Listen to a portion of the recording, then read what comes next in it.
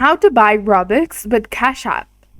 Hey there, welcome back to our channel. So in this video tutorial, we'll be discussing about whether it is possible to buy Robux with the Cashapp.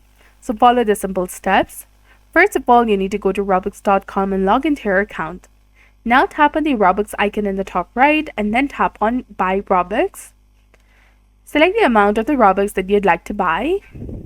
And once you've done that, to use the Cash app, you need a Cash card. So this is a free debit card which is linked to your Cash app balance. And to get a Cash card, you need to open the Cash app, tap on the card icon at the bottom and follow the on-screen instructions. You must be at least 13 years old. And once you have your Cash card and it's activated, return to the Robux payment, select debit card, which is below the credit card, as your payment method, and enter your Cash card details. And after that, complete the purchase by tapping on pay, which is highlighted in blue color. So that's it for this video. This is exactly how you can go ahead and buy Robux with the Cash app. So if you found this guide helpful, please don't forget to like, comment, share, and subscribe to our channel for more amazing tips and tutorials. Thanks for watching. See you in the next one.